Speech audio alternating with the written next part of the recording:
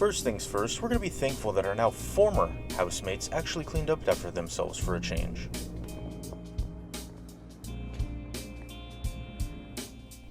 Our next step is going to be to cut our steak into tinier pieces, throw it in a bowl so that you can then season all of it at the same time.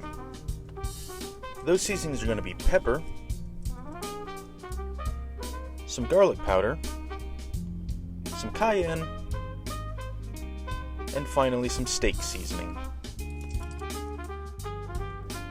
Then we're going to mix it all up and get it ready for cooking. Our next step is going to be to add some Santiago's green chili sauce into a pan and set it on a burner to let it heat up.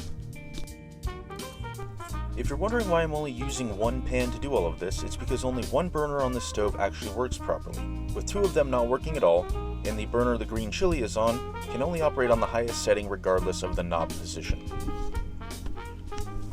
After the steak is cooked, you're going to put it back in the Tupperware and set it aside.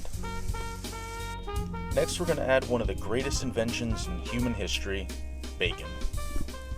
Now I'm going to mute the music and we can all kick back and enjoy the greatest sound on earth.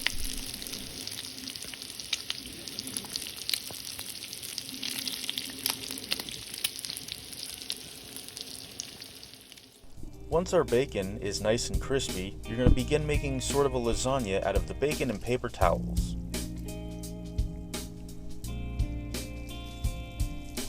And make sure you save that liquid gold because we're going to be using it again a little bit later.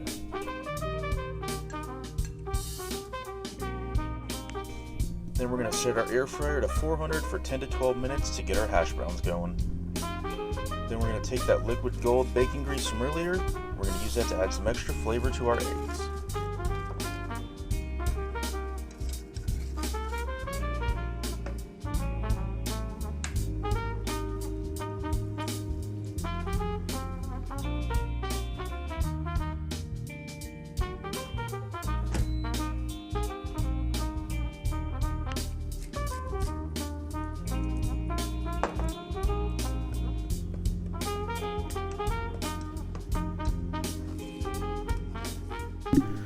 Halfway through, you want to flip your hash browns over, put them back in the air fryer until they've reached your desired level of crispiness.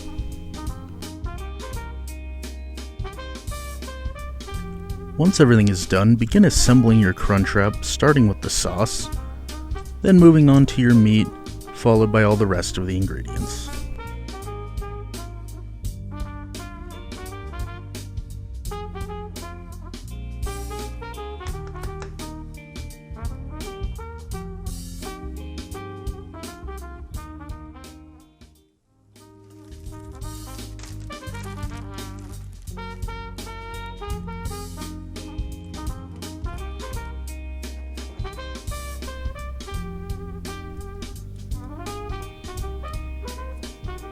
As somebody who can't fold a burrito worth a damn, I'm glad these Crunchwraps are a lot easier to fold.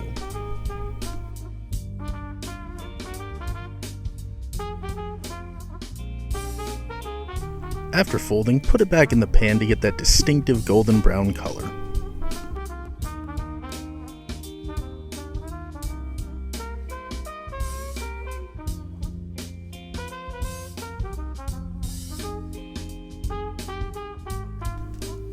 As all of you know, it wouldn't be a cooking video on the internet without adding parsley for absolutely no reason.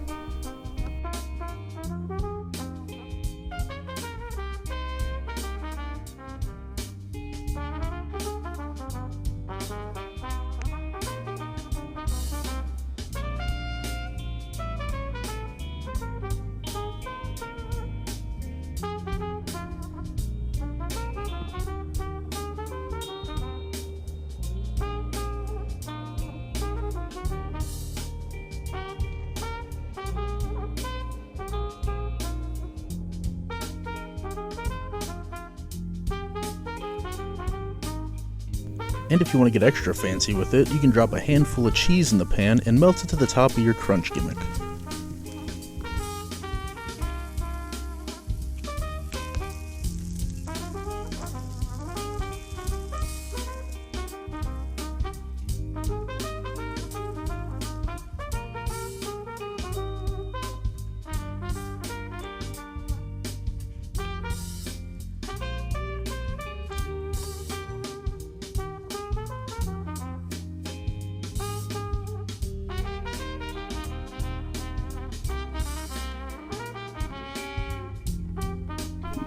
After all that, we now have a mountain of breakfast crunch gimmicks to last us the rest of the week. Then we just give the stove a nice wipe down, and we move on with our day. Thanks for watching.